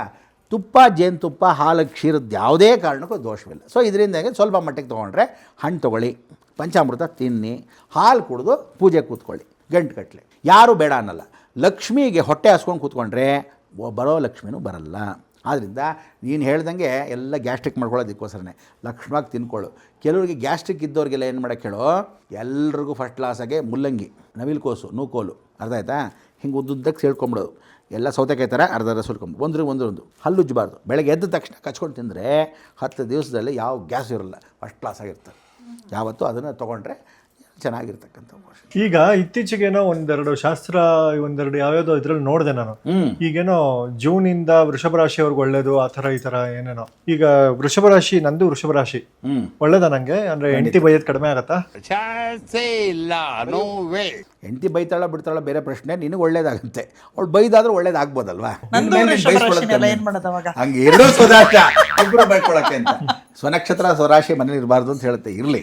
ವೃಷಭ ರಾಶಿಗೆ ತುಂಬ ಒಳ್ಳೇದೇನು ಅಂದರೆ, ವೃಷಭ ರಾಶಿಗೆ ಡೈರೆಕ್ಟಾಗಿ ಎಲ್ರಿಗೂ ಹೇಳ್ತೀವಿ, ಯಾವ ಕಾಲಕ್ಕೂ ನೀವು ದುಡಿದೆ ಸಂಪಾದನೆ ಮಾಡಿದ್ರೆ ನಾಳೆ ನೋಡೋಕ್ಕಾಗಲ್ಲ ಅಂತ ಹೇಳುತ್ತೆ. ವೃಷಭ ಅಂದ್ರೇನು ಎತ್ತು. ನಾಳೆ ತಿನ್ನಬೇಕಾ, ಇವತ್ತು ದುಡಿಲೇಬೇಕು, ರಾತ್ರಿ ತಿನ್ನಬೇಕಾ, ಇವತ್ತು ದುಡಿಲೇಬೇಕು, ಹಿಂಗಿದ್ರೇ ವೃಷಭ ರಾಶಿ. ಆದರೆ ಹೋದ ವರ್ಷದ ಸೆಪ್ಟೆಂಬರಿಂದ ವೃಷಭ ರಾಶಿಗೆ 6 ವರ್ಷ ಜ್ಞಾಪಕ ಇಟ್ಕೊಂಡು, ಎಷ್ಟು 6 ವರ್ಷ ಕೂತ್ಕೊಂಡು ತಿನ್ನೋ ಯೋಗ ಬರುತ್ತೆ. ಗುರು ಮೇಲಕ್ಕೆ ಹೋಗ್ತಾನೆ, ಲಾಭಕ್ಕೆ ಹೋಗ್ತಾನೆ, ಕುಟುಂಬ ಸ್ಥಾನಕ್ಕೆ ಬರ್ತಾನೆ, 3ನೇ ಮನೆ, 4ನೇ ಮನೆಗೆ, 5ನೇ ಮನೆಗೆ ಹೋಗೋವರೆಗೂ ಎಷ್ಟವರೆಗೂ ಹೋಗ್ತಾನೆ? 6 ವರ್ಷ. 5ನೇ ಮನೆಗೆ ಹೋಗೋವರೆಗೂ ಪೂರ್ತಿಯಾಗಿ ವೃಷಭ ರಾಶಿಗೆ ಇಷ್ಟು ವರ್ಷ ಪಟ್ಟಿರ್ತಕ್ಕ ಕಷ್ಟ. ಸೈಟ್ ತೊಗೊತಾರೆ, ಸ್ವಂತ ಮನೆ ಆಗುತ್ತೆ, ಫಸ್ಟ್ ಕ್ಲಾಸ್ ವಾಹನಗಳು ಬರುತ್ತೆ. ಯಾಕೆಂದರೆ ಶನಿ ಗುಣ ದೃಷ್ಟಿ ಬರೆದ್ರಾಗೆ 9ನೇ ಮನೆ ಬಂದರೆ ದ್ವಿಕಲತ್ರ ಯೋಗ ಬಂದರೆ 2 ವಾಹನಗಳು ಅವಕಾಶಗಳಿದೆ. ಲ್ಯಾಟ್ರಿ, 2 ವೀಲರ್ ತೊಗೋಬೋದು, ಹೊಸ ಕಾರ್ ತೊಗೋಬೋದು. ಒಟ್ಟಲ್ಲಿ ಯಾರು ಅಂದರೆ CNG ಕಾರ್ಗಳು ಮಾತ್ರ ತೊಗೋಬೇಡಿ. ಯಾಕೆ ಅಂದರೆ ಭಾಳ ಡೇಂಜರ್ ಅದು. CNG ಕಾರ್ ಬ್ಲಾಸ್ಟ್ಗಳು ಬೇರೆ ಆಗುತ್ತೆ. ಅದಕ್ಕೋಸ್ಕರ ಫಸ್ಟ್ ಕ್ಲಾಸಾಗಿ ಪೆಟ್ರೋಲ್ ಲಕ್ಷಣವಾಗಿ ತೊಗೊಳ್ಳಿ, ಚೇಂಜ್ ಮಾಡ್ಕೊಳ್ಳೋಕ್ಕೆ ಅವಕಾಶ ಆಗುತ್ತೆ, ಚೆನ್ನಾಗಿರುತ್ತೆ. ವೃಷಭ ರಾಶಿಗೆ ತುಂಬ ಚೆನ್ನಾಗಿದೆ. ಗುರು ಲಾಭಕ್ಕೆ ಹೋಗ್ತಾನೆ, ಮಿಥುನಕ್ಕೆ ಹೋಗ್ತಾನೆ, 2ನೇ ಮನೆ ಲಾಭ. ಗುರು ಇದ್ದರೆ ಉಚ್ಚದಲ್ಲಿರ್ತಾನೆ. ಗುರು ಕಾಡಲ್ಲಿದ್ದರೂ ಉಪದೇಶನ ಮಾಡೋದು, ಮನೇಲಿದ್ದರೂ ಉಪದೇಶ ಮಾಡೋದು. ಗುರು ಯಾವುದೋ ಕೆಟ್ಟದ್ದು ಬಯಸಲ್ಲ, ಯಾವತ್ತೂ ಗುರು ಆಶೀರ್ವಾದನೆ ಮಾಡ್ತಾನೆ ಅಂತ ಹೇಳ್ತಾರೆ. ಸೊ ದೊಡ್ಡ ಗ್ರಹ ಗುರು ಆಗಿರೋದ್ರಿಂದ ವೃಷಭ ರಾಶಿಯವರಿಗೆ, ಮೇಷರಾಶಿಯವರಿಗೆ, ಸ್ವಯಂ ರಾಶಿ ಮಿಥುನ್ ರಾಶಿಯವರಿಗೆ ಕಟಕಕ್ಕೆ ಹೋದಾಗ ಉಚ್ಚ ಅಂತ ಹೇಳ್ತೀನಿ. ಅಲ್ಲಿವರೆಗೂ ಈ 3 ಜನಕ್ಕೆ, ಮೇಷ, ವೃಷಭ, ಮಿಥುನ, 3 ಜನಕ್ಕೂ ಭಾಳ ಚೆನ್ನಾಗಿ. ದೃಷ್ಟಿ ವಿಚಾರವಾಗಿ ನಮಗೆ ಹೆಂಗಪ್ಪ ಇದು, ಈಗ ಕೆಲವರಿಗೆ ಸೋಷಿಯಲ್ ಮೀಡಿಯಾದಲ್ಲಿ ಮಗು ಫೋಟೋ ಹಾಕಿದ್ರೆ ದೃಷ್ಟಿ ಆಗೋಯ್ತು, ಆ ಥರ ಎಲ್ಲ ಇರುತ್ತೆ. ಅದನ್ನ ಹೆಂಗ್ ಪರಿಹಾರ ಮಾಡ್ಕೊಳ್ಳೋದು? ಈ ಹೆಂಡತಿ ಗಂಡನಿಗೆ ಬೈಬಾರ್ದು ಅನ್ನೋದಕ್ಕೆ ಯಾವ್ದಾದ್ರು ದೃಷ್ಟಿ ಇದೆಯಾ? ದೋಷ ಪರಿಹಾರ. ಆಷಾಢ ಮಾಸಕ್ಕೆ ಹೆಂಡತಿ ಅವಳ ತವ್ರ ಮನೆಗೆ ಹೋಗಲ್ಲ ಅನ್ನೋ ದೊಡ್ಡ ಪ್ರಾಬ್ಲಮ್ ಇವ್ರಿಗೆ ಪಾಪ. ಆಷಾಢ ಮಾಸ ಹೋಗೋದು ಬಂದು ಮಕ್ಕಳು ಫಸ್ಟ್ ಟೈಮ್ ಮದುವೆ ಆದಾಗ ಮಾತ್ರ. ಅದೇನದು ಫಸ್ಟ್ ಟೈಮ್ ಮದುವೆ ಆಗೋದು ಅಂದ್ರೆ ಏನು ಅರ್ಥ? ಅದು ಅಲ್ಲ, ಒಂದೇ ಸರಿ ಮದುವೆ ಆದಾಗ ಮಾತ್ರ ಅಂತ, ಒಂದು ಮಗು ಆದಾಗ.